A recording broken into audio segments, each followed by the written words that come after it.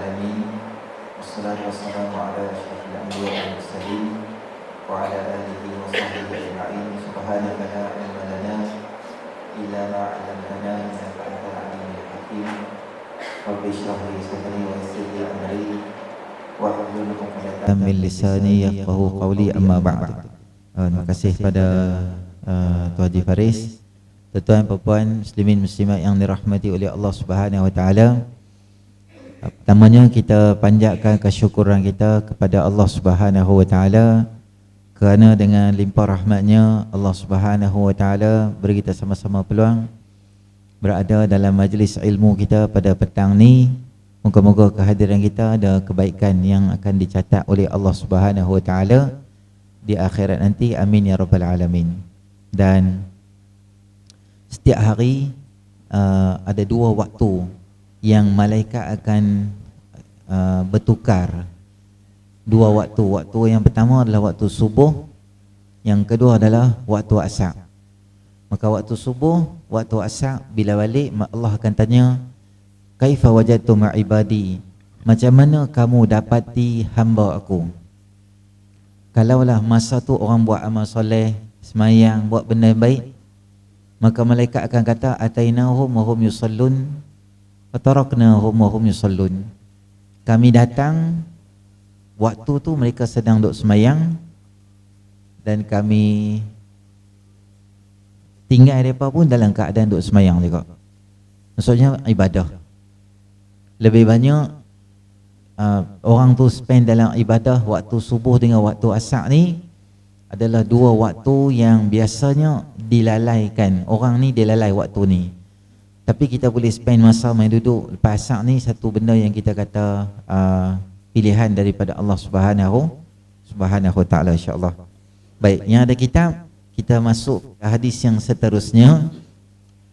Pada hadis yang seterusnya, benda-benda yang boleh menyebabkan Allah Subhanahu wa taala pelihara kita daripada api neraka Allah Subhanahu wa taala. Antaranya yang Nabi SAW ajak pada kita, setiap hari lepas subuh dan lepas maghrib, jangan lupa sebut perkataan Allahumma ajirni minan nar sebanyak 7 kali.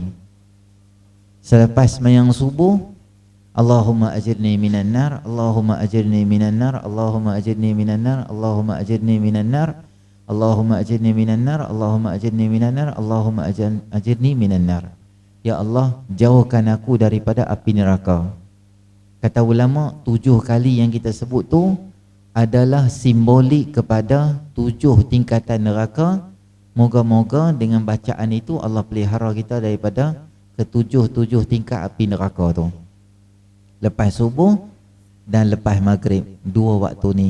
Macam mana punya sibuk pun, jangan tinggal 2 bacaan ni lah antaranya. InsyaAllah kita akan jumpa nanti di belakang-belakang nanti. Baik, hari ni ada kitab, kita tengok siri yang ke-11 nah? Dah 11 kali dah kita, muka surat pun 11. Kebetulan lah muka surat 11. Kelebihan subhanallah wa bihamdihi 1000 kali. Kelebihan subhanallah wa bihamdihi sebanyak 1000 kali.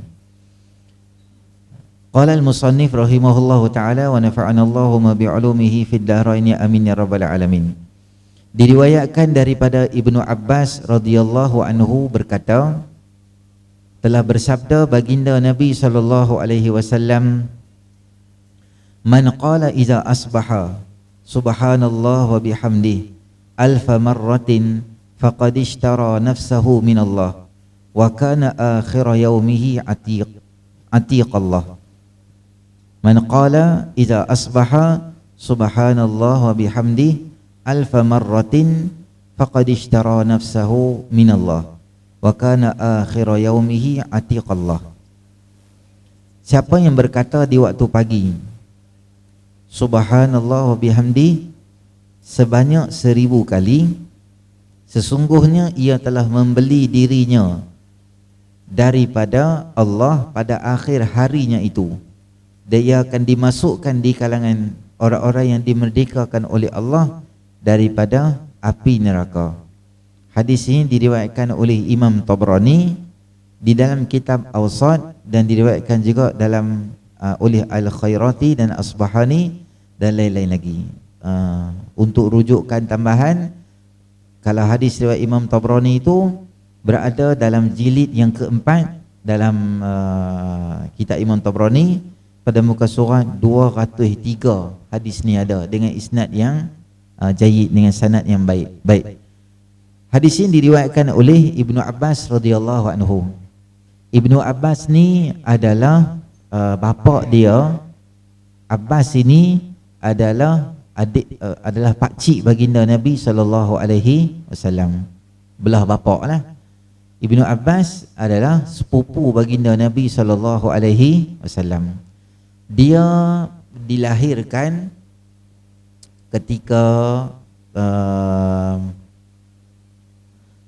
dia dilahirkan tu, dia masuk Islam tu umur dia muda, awal, kecil. Dia antara min sigari sahabah, daripada sahabat-sahabat kecil yang masuk dalam Islam. Dan dia ni pula antara orang yang rajin khidmat pada Nabi sallallahu alaihi wasallam. Kalau Nabi nak ambil air semayang, dia akan sediakan kayu miswak untuk Nabi. Dia akan sediakan bekas uduk untuk Nabi. Kalau Nabi nak pergi berjalan mana-mana, contoh nak musafir, dia akan sediakan peralatan atau binatang tunggangan tu, dia akan ready siap-siap lah. Kalau kuda ke unta dan sebagainya, dia akan ready semua bekalan kepada baginda Nabi sallallahu alaihi wasallam. Ibnu Abbas ni orang yang ditahnik oleh baginda Nabi sallallahu alaihi wasallam. Tahnik, Nabi belah mulut dia, bahasa kita ni belah mulut lah. Ayat liuk antara benda pertama yang masuk di dalam badan Ibnu Abbas ini adalah ayat liuk baginda Nabi sallallahu alaihi wasallam yang penuh barakah. Dan Nabi doa kat dia, Allahumma faqihhu fid din wa 'allimhu ta'wil wahdihi siratal mustaqim. Ya Allah, bagi dia pandai dalam bab agama ni, bagi dia faqih. Wa 'allimhu ta'wil, ajarkan dia semua berkaitan dengan ayat-ayat Al-Quran ni, kepandaian untuk tafsir ni. Dan wahdihi siratal mustaqim, bagi hidayah pada dia ke jalan yang betul. Ibnu Abbas radhiyallahu anhu juga digelar sebagai seorang yang sangat alim, dan sehingga dia dilantik menjadi salah seorang daripada ahli syura, atau kita katakan bahasa kita sekarang ni esko kerajaan negeri ketika zaman pemerintahan Sayyidina Umar radhiyallahu anhu. Kalau ada masalah-masalah besar yang berlaku dalam negara, kalau nak mesyuarat ni, Ibnu Abbas dia akan ada. Padahal saat wafatnya Nabi SAW, umur Ibnu Abbas dia ada baru tingkatan 1, baru 13 tahun. Masa dia kecil, dia rapat dengan baginda Nabi SAW, sehingga dia berjaya meriwayatkan lebih kurang 1660 hadis. Ketika dia umur yang seawal tu, dah boleh riwayatkan banyak hadis dah. Tu kehebatan. Sebab ayat liuk pertama yang masuk dalam badan dia adalah ayat liuk baginda Nabi SAW. Dan dia lahir 3 tahun sebelum hijrah. Lahirnya Ibnu Abbas radhiyallahu anhu. Dan dia ni kita katakan macam bayang-bayang Nabi SAW lah. Dia macam bayang-bayang baginda Nabi SAW.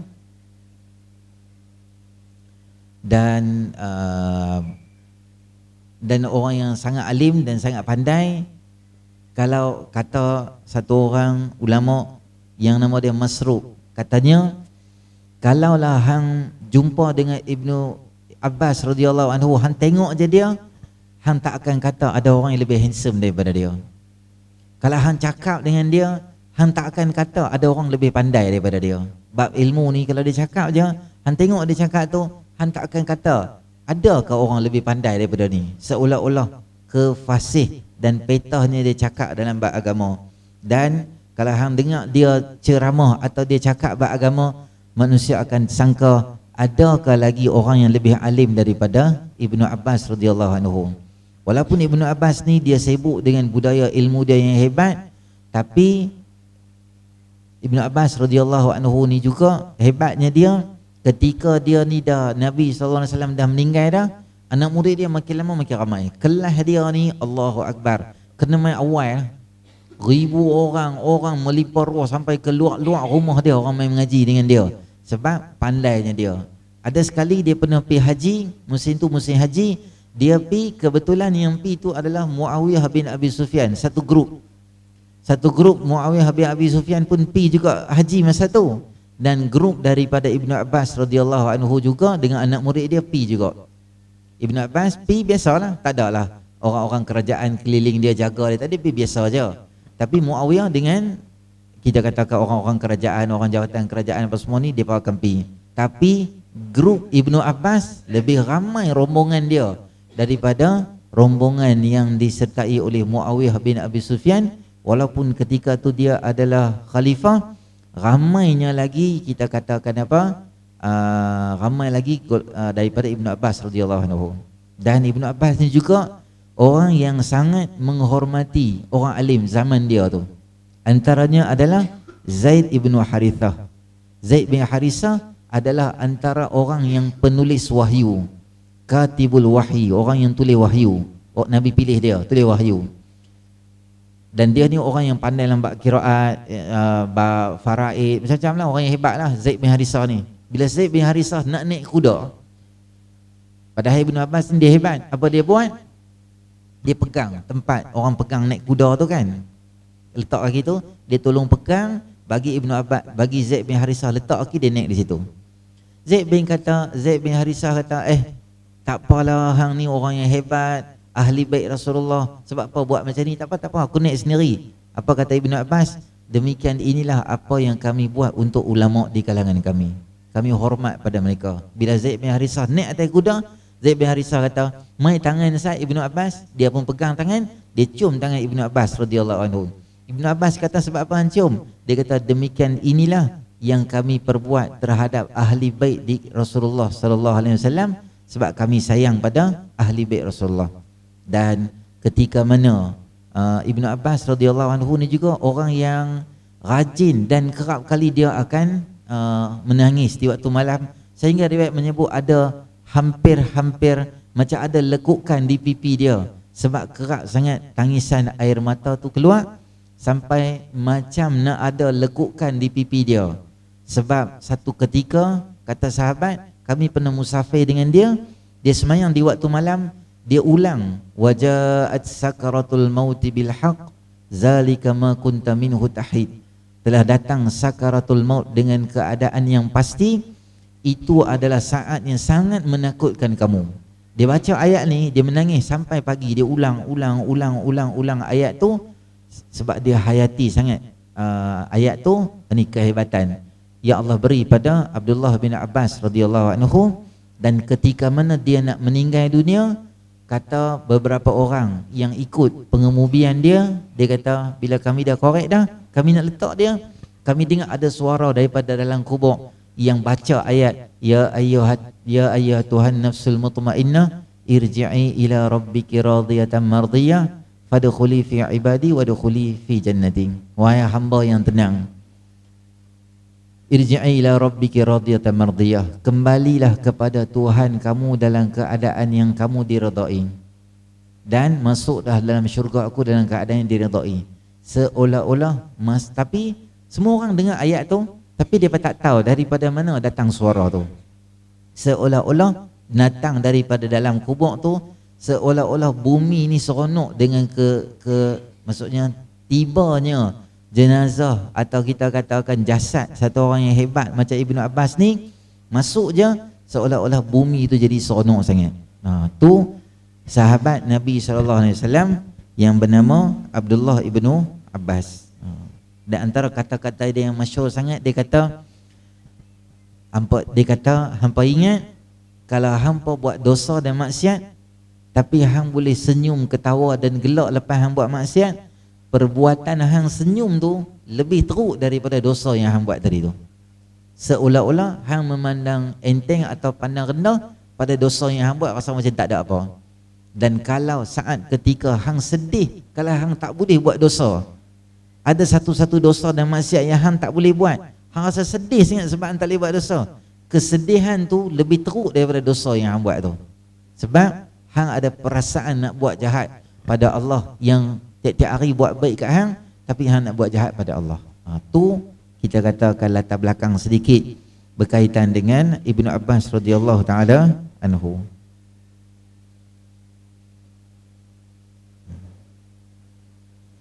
Dia kecil, dia masuk dalam majlis Saidina Umar, orang semua tanya, sebab apa budak-budak semua bawa masuk dalam majlis orang besar? Tak payahlah budak-budak kecil ni semua. Kita kata jangan masuk campurlah urusan negara ni, urusan besar. Saidina Umar tahu kemampuan Ibnu Abbas. Saidina Umar kata, dia berhenti saat majlis, dia tanya kat satu sahabat yang belah kanan, boleh tak hang bagi tahu kat aku sebab apa hikmah di sebalik Allah turun iza ja, surah Al-Fathu, iza jaa nasrullahi wal fath. Sahabat ni kata, aku ada ketika ayat tu turun. Dia ceritalah macam ni. Sahabat ni kata, aku pun ada juga masa ayat ni turun. Ayat ni turun masa pembukaan kota Mekah. Semualah cerita tentang pengalaman peribadi masing-masing. Sayyidina Umar simpan, Ibnu Abbas tak cakap apa. Last sekali Sayyidina Umar tanya, Ibnu Abbas ada apa-apa nak cakap tak pasal ayat ni? Dia kata, aku kecil lagi, tapi dah Sayyidina Umar point kat aku suruh aku cakap lah. Dia kata, Ibnu Abbas kata, turunnya ayat ni adalah satu petanda halus tentang hampirnya wafat baginda Nabi SAW. Satu jangkauan tafsiran yang semua sahabat yang besar, kita katakan min kibari sahabah, daripada sahabat yang hebat-hebat, tak terfikir kata ayat tu dia punya maksud simbolik dia. Maksudnya bila pembukaan kota Mekah, Islam dah sempurna, okey dah semua, tu kira step-step yang dekat Allah nak ambil balik Nabi SAW. Bila mereka tengok kecerdikan yang ada pada Ibnu Abbas radhiyallahu anhu, maka sejak hari itu tak ada siapa pun yang mempersoalkan kehadiran Ibnu Abbas di dalam majlis mesyuarat syura atau apa-apa pentadbiran negara yang besar. Tak ada siapa bersoal, sebab mereka tahu kemampuan dia tu adalah orang yang bijaksana dan cerdik. Yu'til hikmata man yasha wa man yu'til hikmata faqad utiya khairan katsira. Hikmah Allah bagi kepada siapa sahaja yang Allah Subhanahu Wa Taala suka, dan siapa yang Allah bagi hikmah, maka Allah bagi kat dia kebaikan yang sangat banyak. Hikmah lah, kecil lagi Allah bagi kat dia. Cerita banyak tak masuk lagi kitab.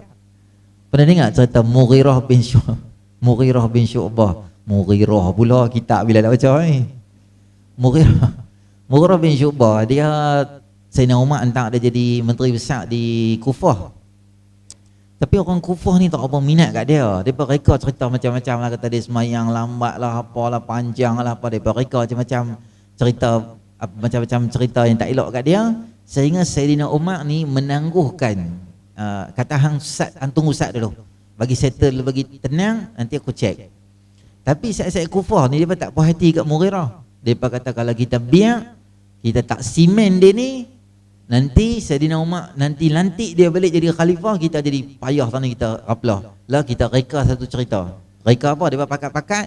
Kita kata Sayyidina Mughirah bin Syu'bah, dia telah balas duit rakyat, curi duit negara, curi duit Baitul Mal sebanyak 100,000 dinar dia ambil. Nah, kita bagi kat satu laki ni upah dia, hampir reka cerita kat Sayyidina Umar. Dia pergi kat Sayyidina Umar, dia kata, wahai Sayyidina Umar, aku antara rakyat yang nak membongkar, kira SPRM lah. Aku nak bongkar tentang rasuah dan salah laku kuasa yang dilakukan oleh menteri lantikan kamu. Siapa dia? Mughirah bin Syu'bah. Apa Mughirah buat? Mughirah balas duit kami 100,000 ringgit, 100,000 dinar, dan dia guna seleweng duit kami semua. Sayyidina Umar satu khalifah yang bagus, dia tak terima terus. Dia kata, Sat, aku panggil Mughirah. Mughirah mai sini, anduk sana ni. Dia kata, betul ke dia ni kata hang balas duit rakyat 100,000 ringgit? Mughirah kata, betul. Memang aku ambil. Sebab apa ambil duit? Dia kata, sebab aku ada masalah kewangan, masalah family sikit hari tu. Jadi aku nak guna dulu, nanti aku nak top up balik. Tapi Mughirah kata, aku bukan ambil 100,000, aku ambil 200,000 dinar. Tu 100,000. Sayyidina Umar tanya dia, mana 100,000 lagi? Hang kata 100,000, hang balas lah? Tanya dia tu. Dia pun dah raplah lah, alamak aku nak cerita mana 100,000 lagi. Dia pun cerita sebenarnya Mughirah tak ambil pun. Aku saja reka cerita ya. Sebab dia tak tahu nak cari mana 100,000 lagi. Itu nama cerdik dan hikmah dan bijaksana. Baik. Harap tak ada cerita lah. Siapa yang berkata waktu pagi subhanallah wa bihamdi 1000 kali, maka Allah Subhanahu wa taala seolah-olah dia telah membeli dirinya pada pada akhir harinya itu, ia akan dimasukkan di kalangan orang yang merdeka oleh Allah Subhanahu wa taala. Setiap hari selepas subuh baca subhanallah wa bihamdi, subhanallah wa bihamdi, subhanallah wa bihamdi. Mudah aja. Yang sangat ringan pada lidah, berat pada timbangan dan disukai Allah Subhanahu wa taala. Subhanallah wa bihamdi antara kalimah yang disukai oleh Allah Subhanahu wa taala. Dan bila orang tu tasbih dia baca, mudah aja. Sambil masak, sambil driving, sambil apa pun boleh. Sambil berhenti traffic light pun boleh. Masa kita berhenti traffic light tu, lampu tu tasbih untuk kita sebenarnya. Kan? 50, 49, 48 tu kan? Jangan maki. Hijau, kita kuning ni kan? Nak jalan Allah, macam-macam korang ajak lah maki tu pula. Jangan cakap apa macam tu. Sebab Allah nak suruh hang tasbih tu. Bukan masa buka WhatsApp. Tengok kan? Tengok Ustaz, siapa hantar WhatsApp dalam 40 saat, bukan hang boleh buat apa pun. Tu sebenarnya interaksi secara positif dengan alam. Allah buat untuk kita tasbih, tak payah digitalnya tasbih, siap-siap dah. Orang yang reka tu benda tu sebenarnya dia buat tu kesenangan untuk kita orang Islam. 49 subhanallah bihamdi, subhanallah bihamdi, subhanallah bihamdi, subhanallah bihamdi. 50 saat boleh 50 kali, jauh boom jalan terus. 3 kali tasbih jumpa boleh 200 dah. Lagi duduk di rumah sambil masak subhanallah bihamdi lagi sikit, selesai 1000 kali. Maka seolah-olah dia beli diri dia. Maksudnya kalau dia beli ni jadi dia punya lah. Seolah-olah orang tu bebas. Allah pelihara daripada buat dosa dan maksiat dan sebagainya, sehingga seolah-olah dia ni Allah mudahkan dia untuk masuk dalam syurga Allah SWT. Banyak dah kita mengaji dulu. Sembahyang sunat qabliyah dan ba'diyah zuhur 4 rakaat, qabliyah asar 4 rakaat, baca Allahumma inni asbahtu ushiduka wa ushidu hamalata arshika wa malaikataka annaka antallah la ilaha illa anta. Kita baca tu kan, ujung sekali sebelum habis kita baca tu 4 kali insya-Allah. Banyak dah. Hari ni pula satu lagi hadis, Allah nak pelihara kita dari neraka, baca subhanallah bihamdi. Semua mudah-mudah lah. Jadi tak payah buat keluar duit pun. Tak payah buat keluar duit, tak payah beratok panjang, tak payah cari parking, tak payah apa pun. Hang duduk di mana-mana pun hang boleh baca. Baik. Manusia adalah merupakan milik Allah Subhanahu wa taala, Tuhan yang menjadi dan menciptakan segala sesuatu. Manusia dijanjikan syurga jika beriman dan mengerjakan amal soleh. Bagi mereka yang tidak beriman dan mengerjakan perbuatan keji dan mungkar, akan dicampakkan ke dalam api neraka Allah Subhanahu wa taala. Tu benda basic lah. Allah buat manusia, hang ikut cakap Allah, Allah pergi masuk syurga. Kalau hang tak ikut, hang rasa hang champion, hang buat ikut hang saja, hang akan dimasukkan dalam neraka Allah Subhanahu Wa Taala. Tapi i'tiqad kita ahli sunnah wal jamaah, orang-orang yang buat dosa dia takkan jadi kafir. Orang yang walaupun dia buat dosa besar, dia takkan jadi kafir. Contoh, orang tu berzina, walaupun dia mati tengah berzina, dia takkan jadi kafir kecuali dia mengingkari perintah Allah. Contoh, dia kata alah zina pun buat teruk, bukan ada apa, yang tu pun kira ai suka sama suka, Tuhan akan lut tang mana. Contoh dia cakap macam tu. Cara cakap macam tu menyebabkan hang boleh keluar daripada Islam. Apa sahaja benda kita buat yang menyebabkan kita tak duduk di landasan akidah dah, itu adalah benda yang sangat besar. Bahaya dia. Sebab kadang-kadang kita terkeluar daripada Islam, kita tak tahu kita terkeluar. Kita dah ingat kita Islam lagi. Kadang-kadang bahas dia ada beberapa benda. Kita cakap, kita buat dan kita niat, dia boleh keluar daripada Islam. Keluar daripada Islam, dia sama dengan semayang. Taghyirun niyah, berubah niat kita tu, ada satu intention, ada satu niat nak keluar daripada Islam, hang boleh keluar Islam on the spot. Sama macam semayang. Katalah kita duduk semayang, contoh kan, tengah duduk semayang, ada lipan sekok jatuh. Taklah besar mana, ada besar sikut, besar lengan kot. Besar tu kecil tu lah, jatuh. Kita duk semayang tentu, kita jadi tok imam. Kita duk ingat, lipan ni kalau mai kat aku memang kuti belah terus ya. Kuti buang mic mah kuti belah. Contohnya kan, semayang hang batal on the spot. Walaupun lipan tu tengok, Allah muka dia ni tak faham, malah aku gigit dia ni, lipan tu belah pun semayang hang batal kok. Semayang hang batal. Macam kita duduk semayang lah, terus semayang kat rumah kan, mak mentua kita nak mai. Lama mana tak mai lagi, telefon tak angkat. Dia apa tahu orang tua ni pengsan ke apa ke. Dia duduk ingat kan, dia tak aku semayang dulu lah, dia pun ingat Allah Akbar semayang. Dia duduk ingat di hati, ting tong bunyi je, aku pergi tengok lah, mungkin dia mai dah kot. Aku semayang cepat kalau dia mai lah. Kita kata nak berhenti semayang kan, kalau dia mai kita berhentilah. Sampai sudah dia tak mai, semayang hang batal. Walaupun hang dia tak mai pun semayang batal. Dalam semayang hang tak boleh ubah niat. Kita duduk semayang, kita kata kalau hujan aku nak ambil baju lah. Tak hujan pun batal. Kalau bau hangit aku berhenti nak pergi tutup dapur aku, semayang batal. Semayang dia tak boleh ubah niat kita, hang mesti semayang aja. Sama macam akidah kita, dia on the spot, dia jadi bahaya. Kalau hang ni kata aku malas lah jadi Islam, aku ingat jadi Kristian syok sikit, malas kena main mengaji lah apalah, pakai tudung lah apa semua, biar aku jadi masuk agama lain contohnya. Masa tu hang duk ada di track lain dah. Takut hang mati masa cakap macam tu. Allahu Akbar, ruginya. Dah hang buat baik, hujung jadi lain pula. Ada tak orang macam tu? Ada orang yang dia jadi sepanjang hidup dia macam tak syok je, tapi hujung hidup Allah bagi jadi baik. Macam kebanyakan artis yang kita duk tengok sekarang ni lah. Artis kan, masa awal hidup dia macam mana, kita duk macam-macam lah kata apa orang hang teruk, hujung dia jadi bagus. Contoh, arwah dulu Yus Jambu dulu. Kita duk ingat macam-macam, kita kata dia apa dia ni kaki buat lawak lah, lara lah apa semua. Rupanya lepas dia meninggal, baru semua kebaikan dia Allah tunjuk kita. Dan jarang ada artis sebanyak tu orang pergi semayang jenazah kat dia, jarang. Tapi Allah bagi kebaikan pada dia. Lepas tu main pula Os pun dululah, zaman dia buat lawak 80-an, 70-an, awal 90-an dulu, kita pun duk guling-guling gelak lawak dia. Hujung-hujung bagus, Allah bagi hijrah, diri dia semua jadi bagus, dekat dengan Islam semua jadi bagus. Dan yang ketiga, apa dia bagus pula ni yang terbaru ni, PI kita pula. PI kita kenal lah. Tapi adik-adik kita, adik-adik lah, adik-adik seakidah. PI. Macam lah kita duk ingat dia kaki lawak lah. Dia bukan kaki duk pergi mengaji, hijrah, pergi ceramah-ceramah sepanjang hidup dia. Tak, biasa je. Tapi Allah pilih bagi kematian yang baik pada dia, bagi meninggal hari Jumaat. Tak cukup dengan tu, Allah bagi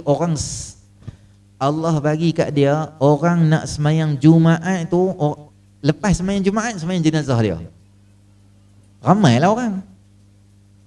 Kita pun tak tahu kalau kita meninggal macam mana. Ni kita duduk belagak sangat, kita tak tahu kita meninggal macam mana. Silap hari bulan jatuh langgong, lepas 3 hari baru orang jumpa. Silap hari bulan lah. Dan malam bawa driving tak nampak, dia jatuh langgong, lepas 2 hari orang telefon mana dia ni tak nampak semua. Dia tu pergi track jogging apa, baru apa kan lah, Pak Long tu datang ni, contohnya. Baru jumpa, kita tak tahu. Macam saya cerita dulu lah, saya mengajak Syama'il, bukan, buat daurah satu kitab Syama'il dulu, di masjid di Penang ni lah. Hari Ahad 10 pagi. Lepas tu ada pengerusi mai, dia kata, Ustaz ada jenazah, kita berhenti saat semayang dulu. Okey lah, kami pun berhenti semayang jenazah semua, tak. Lepas tu saya habaq, kita duk ingat lah, mula-mula masa mereka mai, saya duk ingat ada kenuri kahwin, macam nak akad nikah lah. Sebab tak ramai, dalam 5-60 orang je hak mai. Saya ingat mereka ni tunang kot, nak bersinggah semayang apa, nak akad nikah macam tu lah. Rupanya jenazah. Kalau lah kami tak ada hari tu, saya rasa dalam 5-60 orang tu je semayang, tak ramai. Tapi tengok timing Allah bagi dia meninggal macam mana, betul tepat dengan kebetulan ada program di masjid dan orang ramai semayang jenazah dia. Allahu Akbar, punya bagusnya timing kita tu, kita tak tahu. Sebab tu selalu doa baik supaya kita meninggal dalam keadaan baik. Allahumma barik lana fil maut wa fima ba'dal maut. Ya Allah, berilah keberkatan ketika kami mati, dan ketika lepas daripada kami mati pun Allah bagi barakah hidup kita. Sebab tu jangan sombong, jangan takabur, jangan belagak. mai mengaji, mai masjid, mai kuliah bukan satu tiket confirm masuk syurga dak. Ini satu usaha kita menuju ke arah nak masuk syurga, mai mengaji, mai baik. Tapi dalam masa yang sama jangan pandang rendah pada orang. Jangan pandang rendah ke orang. Contohnya lah, saya tak ingat cerita ke tak di sini. Kalau ada orang mai kat masjid contohnya kan, dia jangan mai. Kita jangan cakap kata macam ni kat dia. Kita kata dia, mai dah. Tu semua tak jumpa jalan balik rumah lah tu. Jadi panjang tu. Contoh kan. Mai dah. Motor hampa semua tengok kunci ada tak? Dia tak tengok dia tu, dia tengok sini. Brother tu tang tu. Kunci motor semua ada. Tengok Ustaz, tak lagi tinggal tayar saja, lain semua dia paduk rembat pula. Panjang.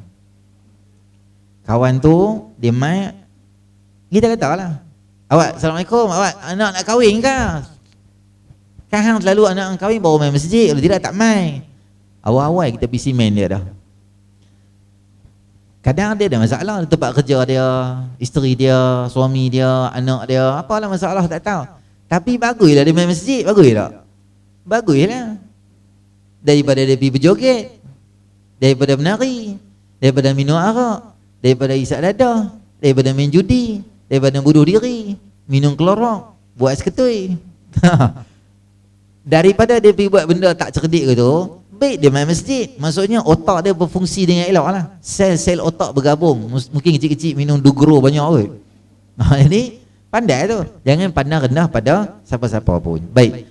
Dalam hadis di atas, orang yang berzikir sebanyak subhanallah bihamdi sebanyak 1000 kali di waktu pagi adalah termasuk dalam golongan yang dibebaskan oleh Allah Ta'ala daripada azab api neraka Allah Ta'ala. Bahkan mereka diperumpamakan dengan orang yang membeli diri mereka daripada Allah Subhanahu Wa Ta'ala. Perumpamaan ini menggambarkan pada kita bahawa mereka bebas seperti mana bebasnya menggunakan barang yang telah pun dibeli. Antara tafsir ulama bagi tahu adalah bebas kerana orang yang baca ni dia terpelihara daripada dosa dan maksiat dalam seharian tu, maka seolah-olah orang yang tak ada dosa dan maksiat, jalan dia nak masuk dalam syurga tu sangat mudah dan sangat senang. Allah pelihara dia daripada api neraka Allah Subhanahu Wa Ta'ala. Baik. Tengok hadis seterusnya. Daripada Yazid bin Abi Maryam radhiyallahu anhu katanya, telah menemuiku Ubayyah ibnu Rafi'ah bin Rafi' radhiyallahu anhu ketika aku sedang jalan untuk pergi mengerjakan sembahyang Jumaat. Lalu ia berkata, gembiralah, sesungguhnya langkah kamu ini dihitung di jalan Allah. Aku pun mendengar Abu Abbas radhiyallahu anhu berkata, Nabi SAW bersabda, man ighbarrat qadamahu fi sabilillah fahuma haramun 'alan nar. Barang siapa yang berdebu kedua kakinya di jalan Allah, maka kedua-duanya diharamkan daripada sentuh oleh api neraka Allah Subhanahu Wa Ta'ala. Kisah dia, satu orang sahabat on the way nak pergi sembahyang Jumaat di masjid. Maka ada satu lagi sahabat jumpa dia, dia kata, bagusnya hang ni jalan pergi masjid. Sebab aku dengar Nabi kata, siapa yang kaki dia berdebu, nak pergi nak sembahyang, nak buat benda baik, nak buat sesuatu untuk jalan Allah, maka Allah Subhanahu Wa Ta'ala akan bagi pahala seolah-olah yang pertama dia berada di jalan Allah, dan yang kedua Allah pelihara kedua-dua kaki dia daripada api neraka Allah Subhanahu Wa Ta'ala. Baik. Hadis ini diriwayatkan oleh Imam Tirmizi dan hadis ini adalah hasan lagi sahih. Diriwayatkan oleh Imam Bukhari, berkata Ubayyah, aku ditemui oleh Abu Abbas ketika aku sedang berjalan untuk mengerjakan sembahyang Jumaat. Dia berkata, aku dengar Nabi SAW bersabda, artinya siapa yang berdebu kedua kakinya di jalan Allah, maka Allah akan haramkan daripada neraka. Dari riwayat lain menyebut, manighbarran qadama abdin maghbarrat qadama abdin fi sabilillah fatamassahun nar. Tidak berdebu dua kaki seorang hamba Allah pada jalan Allah, lalu dia disentuh oleh api neraka Allah Subhanahu Wa Ta'ala. Dan riwayat ini tidak disebutkan kata-kata Abayah kepada Yazid. Baik. Yang seterusnya adalah orang-orang yang Allah pelihara dia daripada api neraka Allah Ta'ala. Yang pertama, bila Allah sebut kata kaki terpelihara, makna dia simbolik kepada seluruh badan terpelihara. Bukan makna kata kaki terpelihara, tangan kena bakar, telinga kena bakar, muka kena bakar, tak. Kaki ni nak berdiri dan neraka Allah Subhanahu Taala. Neraka ni, sahabat bawai dulu kuliah abang dah. Neraka ni adalah tempat yang tak ada rehat untuk kita. Tak boleh duduk atas kerusi, relax, tidur ke apa ke. Sebab semua keadaan tu dia berapi. Duduk pun berapi, tidur pun berapi, jalan pun berapi, api je. Kalaulah kita tidur malam kat rumah kita tak ada aircon pun kita tak boleh tidur. Bukan panas terang mana pun, tak ada aircon je. Tak boleh tidur dah, tambah cuaca panas. Atau kita tidur di mana-mana kawasan yang panas, kita tak boleh tidur dah. Bayangkan tengok orang duduk dalam neraka bukan tak ada aircon, bahkan ditambah lagi dengan kepanasan api neraka, lagilah tak ada istilah rehat dalam neraka ni, tak ada istilah rehat. Dia lapar, dia dahaga, dia letih, dia tak larat, tapi dia tak boleh tidur. Dia akan jadi lebih terseksa dan azab dia.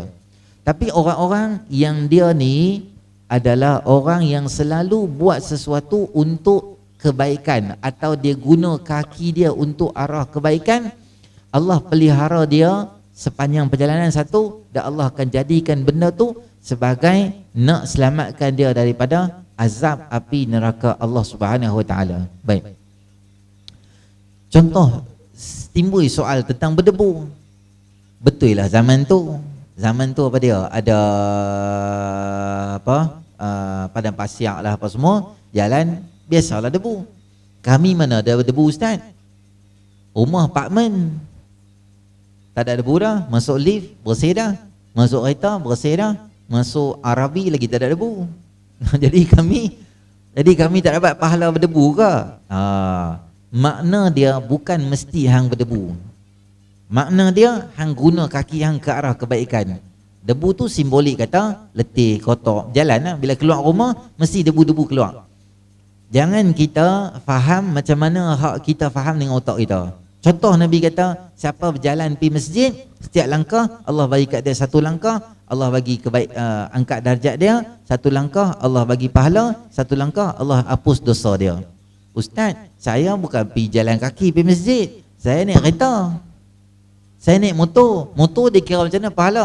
Kira tiup motor hak kita duk pam angin tu, dia pusing-pusing gitu, dua tayar kira jadi macam dua kaki. Yang hang kalut duk fikir macam tu sebab apa? Dah habis kawan naik kereta pahala banyak sebab dia tayar 4. Dan suami saya bawa lori 18 tayar, dia pahala banyak ke? Awak tiap-tiap hari hang duduk rumah ya, tapi dekatnya hang main dengan lori parking pun payah. Dak baru pahala banyak sebab 18 tayar, 22 tayar campur dengan tayar spare belakang tu. Dak, hang tak payah fikir macam mana Allah nak bagi pahala, tak payah fikir. Kerja kita daripada hadis ni kita tahu apa? Lebih banyak baik yang hang buat, lebih banyak hang guna kaki ke arah kebaikan, maka lebih banyaklah Allah pelihara kita daripada api neraka Allah Subhanahu Wa Taala. Tu makna dia. Tak apalah kalau 2016 takat lori 16 tayar. Kalau dunia ni duk ada lagi 4-50 tahun lagi, dia main pula hak jenis terbang sikit buat udara tu. Naik kat rumah dia, fiu tu kan. Cium Tok Imam masuk terus dalam masjid, terajang benda tu, duduk di saf imam takbir terus. Boleh jadi tak? Boleh lah buat ada dah. Apa orang panggil overcraft ke apa kan? Dia boleh naik, terbang, berangin gitu naik. Dah tu nak kira pahala macam mana? Tayar pun tak ada. Kaki tak bergerak ke tu? Tu bukan kerja kita. Allah Tuhan Maha Adil, Dia tahu benda kita buat, Allah tahu nak bagi pahala setimpal dengan kerjaan yang kita buat. Kita jangan fikir macam mana Allah nak bagi pahala. Tak payah fikir apa pun. Macam orang duk kalut fikir bila Lailatul Qadar lah. Start Saudi start awal. Kita start lambat sehari. Brunei lambat sehari. Jadi Ustaz beritahu saya, betul-betul malam 27 ni bila? Takkan malaikat turun tang ni kemarin, lepas tu esok nak pergi Brunei pula, lepas tu malam 27 esok dia nak pergi belah situ pula. Saya kata dia hang kalut dengan kerja malaikat hang sebab apa? Hang sepupu Jibril ke? Kan nak menekan Israel. Dia pergi kat mereka nak turun berapa hari ke apakah. Hang kerja hang ibadah. Hang tak duduk turun bawa torchlight tengok tak mana malaikat, tak ada pun. Dia pergi kat malaikat lah. Yang hang kalut kerja malaikat buat apa? Hang kerja mudah saja. Kerja hang jaga landscape kat luar, sapu-sapu kerja Pak Gad. Hang tak payah ada kalut sebab apa? Orang duduk di pejabat, keuntungan banyak mana. Hang tak payah kalut dengan benda tu, sebab tu bukan bidang kerja kita. Bila Nabi SAW kata sebab kita guna kaki ke arah kebaikan, lebih banyak, lebih bagus lah. Malam mai dah sini, asal maghrib pi mana pula kuliah. Esok pula ada lagi subuh. Lepas tu duha pula. Ada benda yang kita guna kaki kita ke arah kebaikan. Sama juga. Mafhum mukhalafah dia, kalau hang guna kaki hang ke arah dosa dan maksiat, peluang hang nak masuk dalam neraka ni besarlah. Kalau guna kaki ke arah kebaikan, maka hijab banyak supaya tak masuk neraka. Kalau hang guna kaki ke arah kejahatan, lebih buka jalan dan lorong jadi luas supaya hang boleh masuk dalam neraka Allah Subhanahu Wa Taala. Itulah masalah yang berlaku pada kita. Jadi bila-bila pun kita fikir nak gunakan jalan kita atau kaki kita ke arah kebaikan. Hari Jumaat ni adalah penghulu segala hari. Segala amalan kebajikan dilakukan padanya akan digandakan 10 kali ganda berbanding hari yang lain. Hari Jumaat ni dia penghulu segala hari dan seminggu ni lah. Sebab tu ulama-ulama dulu dia seronok dengan ketibaan pada hari Jumaat ni, dia akan buat amalan sesuatu lah. Baca surah Al-Kahfinya, semayang tambahannya, qiyamul lailnya, tasbihnya, zikrullahnya, biasa buat juga. Cuma Jumaat dia lebih sikit. Sebab apa? Sebab seronok dengan ketibaan Jumaat. Sebagai ketua segala hari, seronok dan capok juga, takut dan risau. Takut berlaku hari kiamat. Takut berlaku hari kiamat. Satu amalan kebajikan yang dilakukan padanya akan digandakan dengan 10 kali ganda berbanding dengan hari-hari yang lain.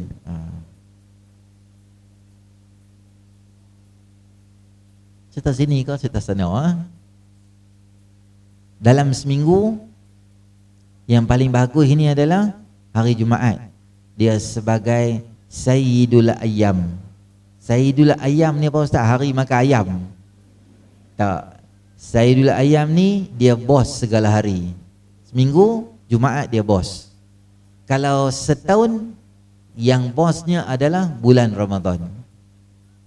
Kalau dalam 360 hari setahun ni, hari apa yang paling canggih sekali di waktu malam adalah malam Lailatul Qadar. Dalam 360 hari ni, siang apa yang paling canggih sekali adalah siang-siang yang melibatkan siang yang melibatkan apa?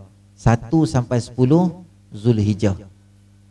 1 sampai 10 Zulhijjah adalah hari-hari yang terbaik dalam siang hari, sebab dia gabung dalam tu tasbih, zikrullah, puasa, haji, semua benda bagus-bagus ni dia kompres, zip folder semua dalam tu. Sebab tu dia jadi hebat dan bagus. Jadi saya saran jugalah, kalau siapa-siapa yang belum ada buat untuk korban, kita boleh kita pastikan kita daripada rumah kita paling kurang 1 600.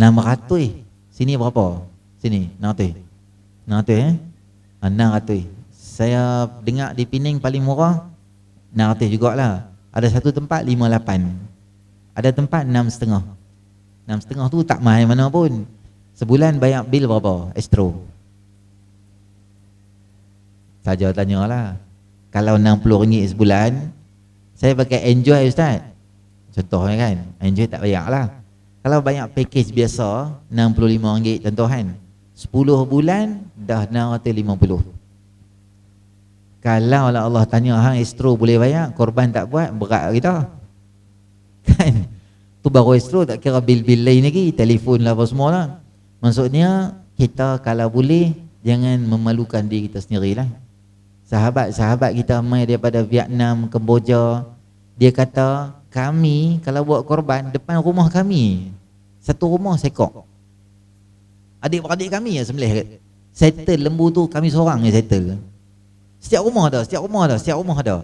Maksudnya semangat korban tu besar. Kita kadang-kadang kita buat korban bagus jugalah. Cuma kita duk rasa macam kita hebat dah. Sebab tu kita kadang-kadang kita jangan persoal 600 itu, jangan persoal. Jangan kata AJK nak balas duit kami lah, nak curi duit kami dah. Siapa pun tak heran dengan duit hang. 600 itu bukan untuk korban saja. Tu nak sewa kemah. 600 itu termasuk juga nak beli plastik bungkus. 600 itu termasuk juga ni apa, nak buat makan kedara. Kena ada juga kan. Sini saya tak tahulah kalau belah pula hang buat kerja, satgi dia tidur belakang tu dia kata, "Ai, tak ada apa kan nak gigit-gigit dia dah." Gigit kepala hang. Dah bagi 600 mau macam-macam. Hang bagi bihun, dia kata pula bihun kosong bagi kat orang aku ni, penat aku buat kerja. Time buat kerja tak ramai sangat, tapi time bihun keluar daripada belakang bonet kereta tu ramai lah pula. Dia ambil ayak, dia percik-percik kan, letih buat kerja ni, nak makan. Betul hang ayak tak boleh buat ayak biasa. TO memang kena maki 8 kilo lah. Pulau Pinang kan 7-8 dia mau tarik komtor punya. Kurang tinggi ni. Tak hang buat cerai memang kena makinya. Apa ratai cerai lah apa semua kena agak. Dah tu duit nak bagi mana? Makan mau. Tapi yang tak mau, yang gangsternya kita buat korbannya, patutnya bagus kita sendirilah sembelih. Sunat sendiri sembelih. Tapi saya tak berani lah sembelih Ustaz, ada 7 bangku. Aku sembelih lagi jadi bangkai pula, dia sembelih aku pula. Takut sangat. Jadi dia pun tak berani nak sembelih. Tak apalah, seorang pakar tu sembelih. Sunat hang ada dan tengok. Lembu kita korban tu kita tengok Allahu Akbar, kita kata. Lembu yang orang kata bodoh macam lembu kan. Peribahasa kita kata bodoh macam lembu. Sebodoh-bodoh lembu pun dia korban untuk Islam. Aku apalah aku buat. Patut aku duduk tempat lembu tu. Biar orang korban aku. Sebab aku tak ada faedah langsung. Kuliah tak main mengaji, tak main duduk tengok dia ni salah, dia tu salah, patut aku yang kena korban. Kat tu 650 kita bagi, bukan nak cekak pinggang pi pukul sebelah, mana daging aku, mana daging. Tu perangai tak bagus. Mailah turun sama. Walaupun hang dah bagi korban 600, bukan maknanya hang ni orang besar atau orang yang hebat sangat.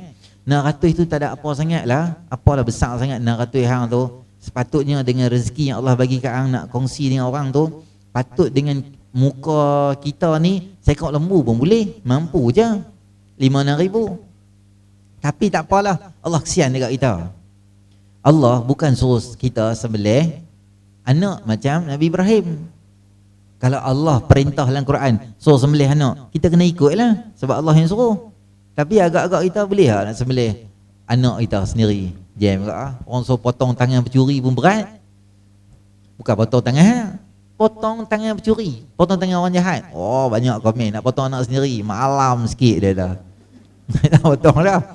Dah Allah kata dah kita ni memang muka jenis kedekut gitu. Allah kata tak apa, tak payah potong anak hang lah. Hang potong lembu sudah lah. Lembu pun dah tahu dah muka jenis kedekut dah. Hang potong bagi jadi 7 lah. Share bagi 7.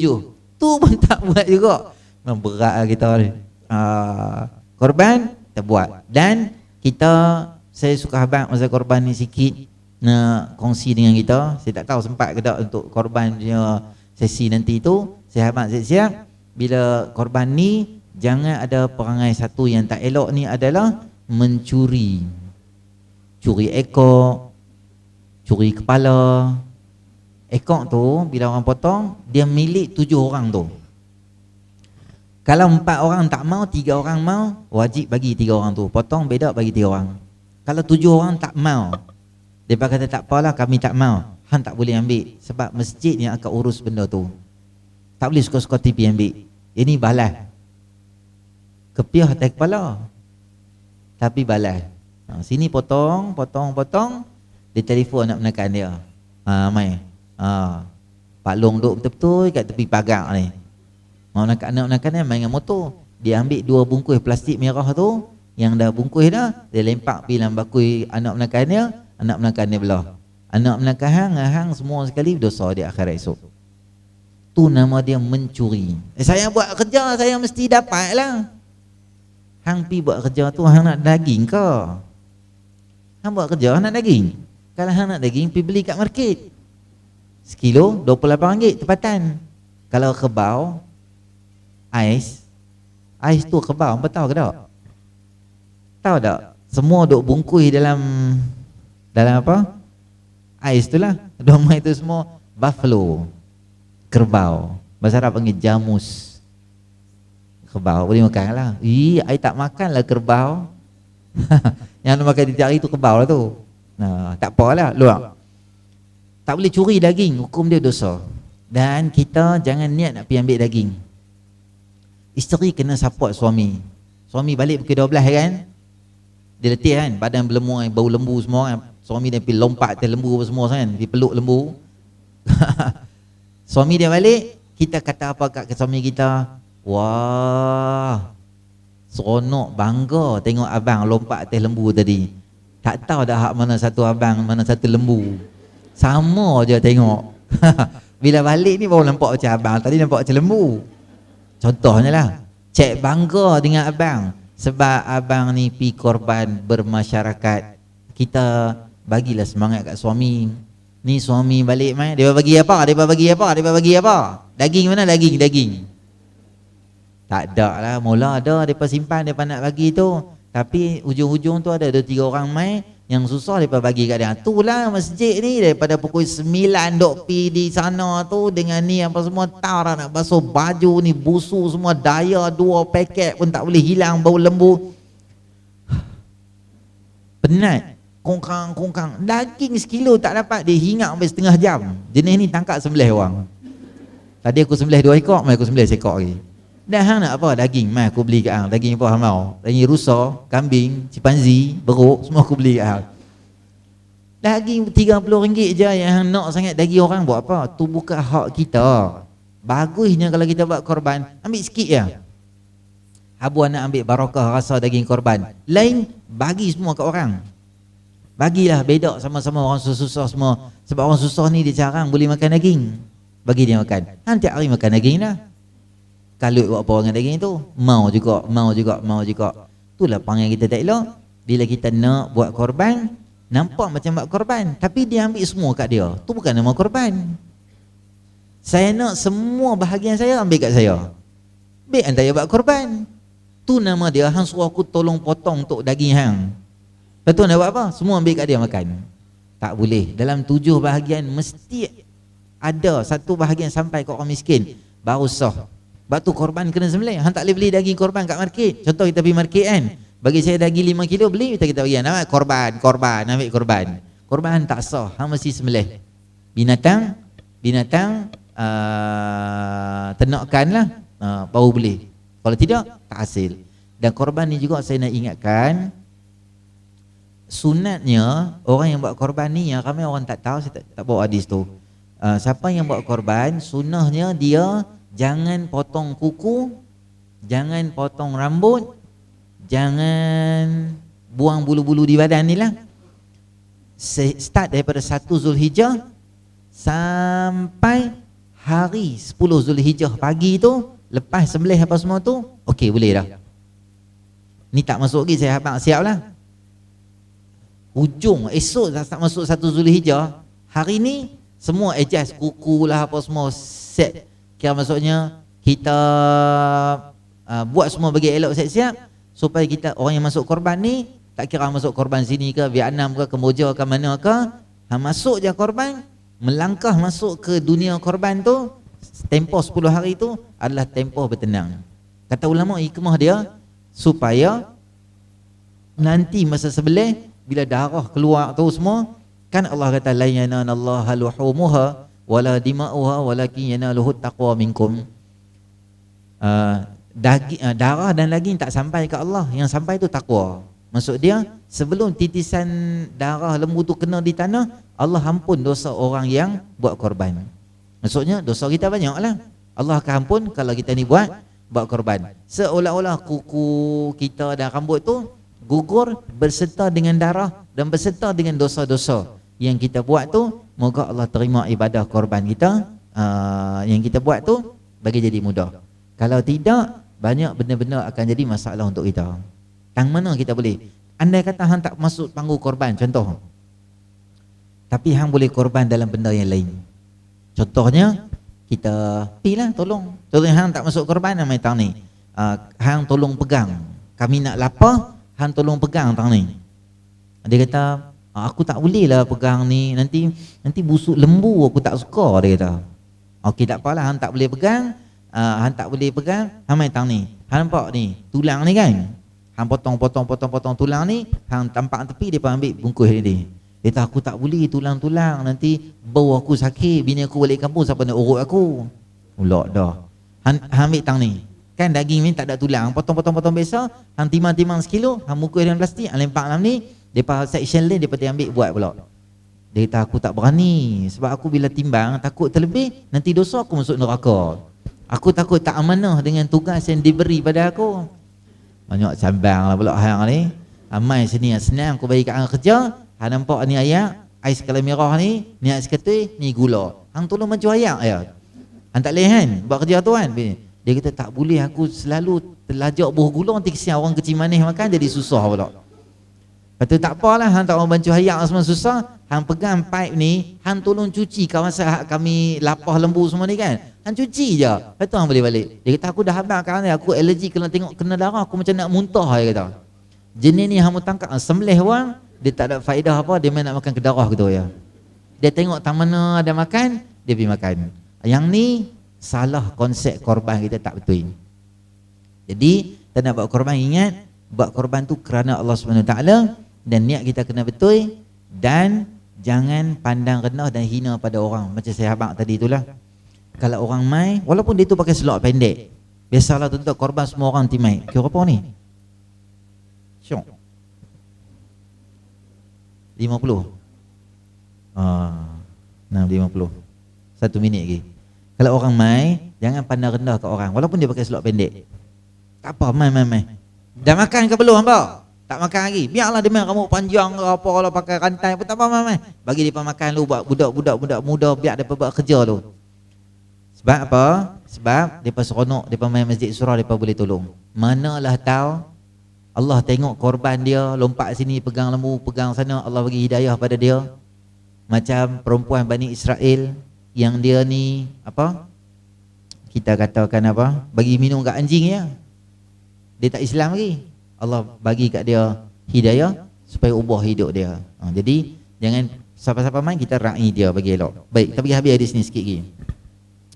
Dalamnya terdapat satu waktu yang mustajab doa, dan waktu ini adalah tersembunyi dan tidak diketahui secara tepat dan pasti oleh kita. Hikmah Allah Subhanahu Wa Taala tidak mendedahkannya ialah supaya kita sentiasa berdoa dan mendekati kita di sepanjang siang dan malam Jumaat. Panjanglah. Tak payah. Kita berhenti situ je. Sebab dia ada banyak benda berkaitan dengan Jumaat dan waktu mustajab doa dan sebagainya. Di sini kita akan ambil nanti insya-Allah pada siri-siri akan datang nanti.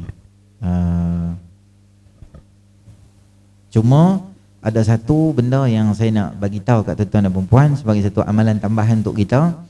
Apa yang disebut dalam Imam Nawawi sebut dalam sebuah hadis daripada Abu Darda radhiyallahu anhu, katanya sabda Nabi SAW, man qala fi kulli yawmin hina yusbihu wa hina yumsi hasbiyallahu la ilaha illa huwa alaihi tawakkaltu wa huwa rabbul arsyil azim sab'a marratin kafallahu ta'ala ma ahammahu min amri dunya wal akhirah. Daripada Abu Darda radhiyallahu anhu, katanya sabda Nabi SAW, siapa yang baca hasbiyallah la ilaha illa huwa alaihi tawakkaltu wa huwa rabbul arsyil azim. Ini adalah ayat Al-Quran daripada surah At-Taubah. Surah At-Taubah, ayat yang paling last sekali dalam surah At-Taubah, ayat 128. Ayat 128 daripada surah At-Taubah, ayat dia fa in tawallau faqul hasbiyallahu la ilaha illa huwa alaihi tawakkaltu wa huwa rabbul arsyil azim. Berapa kali baca? 7 kali. Baca, apa Allah akan buat pada dia?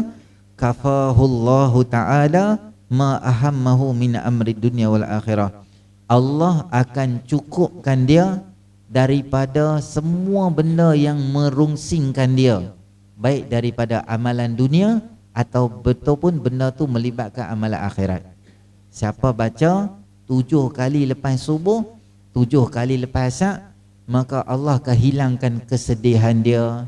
Ada benda-benda yang dia ghaflah dalam hidup dia, ada benda-benda yang dia duduk runsing, serabut dengan anak tak mau dengar cakap, serabut dengan masalah pejabat, masalah kawan-kawan, tempat kerja, staff yang tu yang ni dan sebagainya.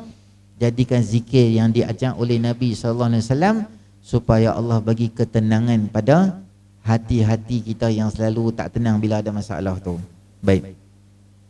Tu disebut oleh Imam Nawawi dalam kitab dia Al-Azkar. Baik, saya rasa itu sahaja untuk tengah petang ni, insya-Allah.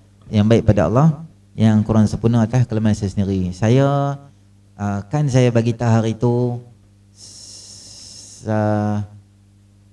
kitab Lataiful Ma'arif tu yang ada cerita tentang kelebihan hari, kelebihan bulan dalam Islam tu.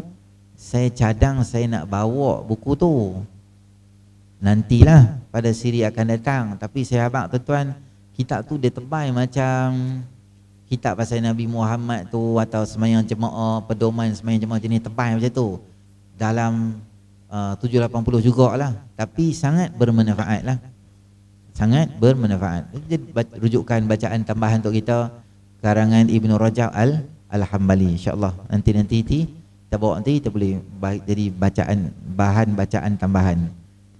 Baik, kita tangguh insya-Allah. Lewat sikit hari ni sebab mula lambat sikit hari ni. A'udzubillahi minasyaitonir rajim. Bismillahirrahmanirrahim. Alhamdulillahirabbil alamin, wassalatu wassalamu ala asyrafil anbiya'i wal mursalin wa ala alihi washabbihi ajma'in. Allahumma anfa'na bima 'allamtana wa 'allimna ma yanfa'una wa zidna ilma.